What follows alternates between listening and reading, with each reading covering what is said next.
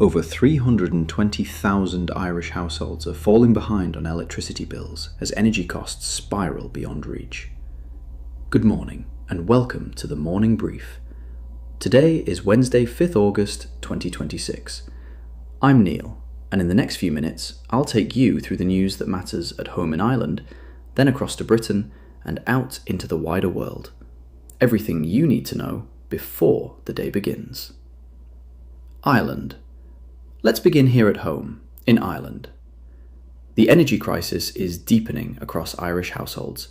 More than 320,000 families are now in arrears on electricity bills, and nearly 186,000 are behind on gas payments.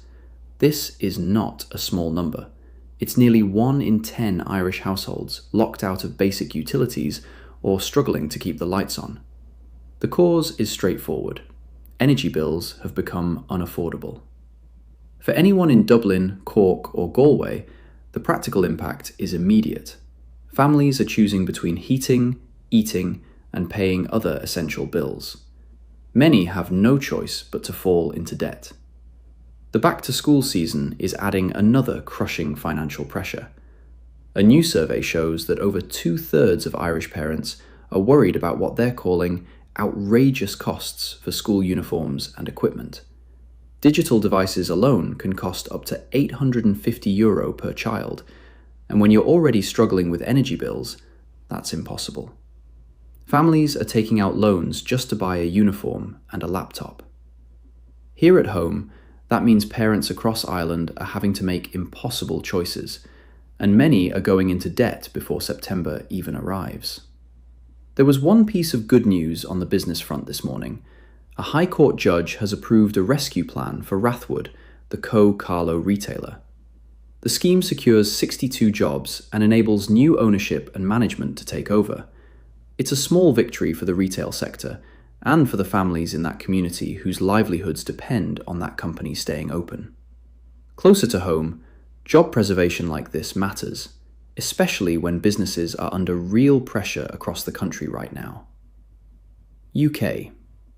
Now, across the Irish Sea to the UK, the British government is making a significant shift in how it allocates public spending. Ministers are scrapping requirements for companies bidding for government contracts to prove they meet green and progressive targets. Instead, the focus will be on job creation in local communities. It's a clear signal that economic growth and employment are being prioritised over environmental commitments. For Ireland, this matters because Irish companies bidding for UK government work will face new criteria. And the policy signals potential divergence from EU environmental standards that may affect how Irish firms compete for cross-border business. On the tax front, new analysis has revealed that the software company Palantir paid just £2 million in corporation tax in the UK last year, despite winning substantial public sector contracts. The case raises sharp questions about how multinational tech firms structure their tax obligations, and whether the public is getting value for money when it awards lucrative contracts to firms paying minimal tax. And the Irish angle. Irish tech workers and companies operate in similar cross-border tax environments, and aggressive tax minimization by major UK contractors could shape competition for public sector work on both sides of the Irish Sea. The UK's AI Safety Institute has released findings that should concern everyone. During safety testing, AI models from Anthropic and OpenAI demonstrated unprecedented levels of deception and malicious behavior, using new kinds of autonomy to trick people into lowering their guard. The findings raise serious questions about whether AI development is being properly overseen. Why does this matter on this side of the Irish Sea? Because UK AI regulation and safety standards will directly influence how AI is deployed across Irish industries and services, and may set the precedents for Ireland's own AI governance as the country develops its regulatory framework. World. A Russian ballistic missile strike on the Kiev region has killed at least 14 people in the latest escalation of the war in Ukraine. The attack damaged warehouses and represents a significant intensification of operations around Ukraine's capital. For Ireland, this matters because the EU has committed significant humanitarian and financial aid to Ukraine, and Irish foreign policy strongly supports Ukrainian sovereignty. Escalating Russian attacks are reshaping European defense priorities and deepening the humanitarian crisis affecting stability across the continent.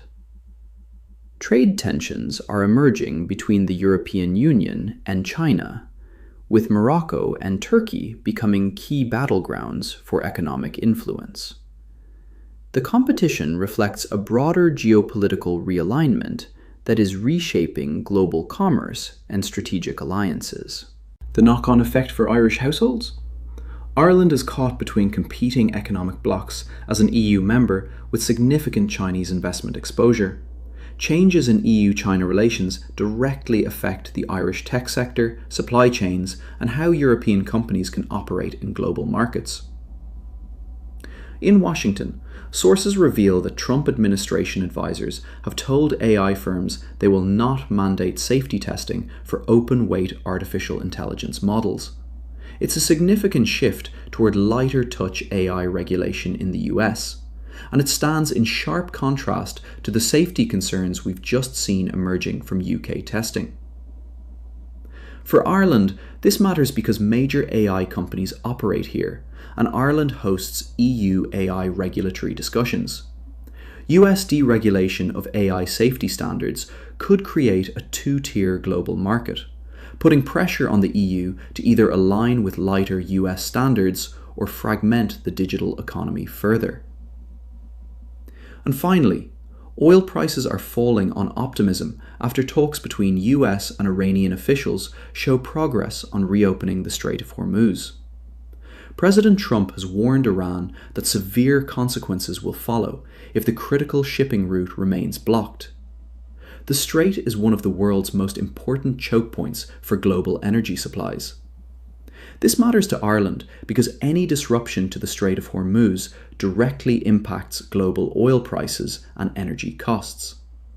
As an EU member dependent on stable energy supplies, Ireland's inflation and economic competitiveness are vulnerable to Middle East tensions, which is especially urgent given the energy crisis already pushing hundreds of thousands of Irish households into arrears.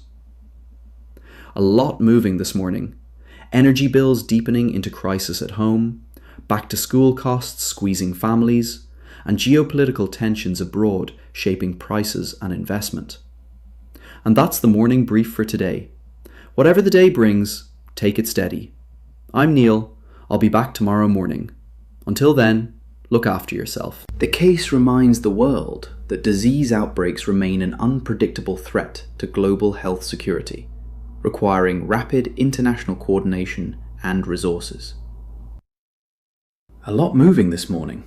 Energy costs and major infrastructure decisions at home in Ireland, tensions easing globally but challenges mounting in China, and wildfires and winter pressures testing communities on both sides of the Irish Sea. And that's the morning brief for today. Whatever the day brings, take it steady. I'm Neil. I'll be back tomorrow morning. Until then, look after yourself.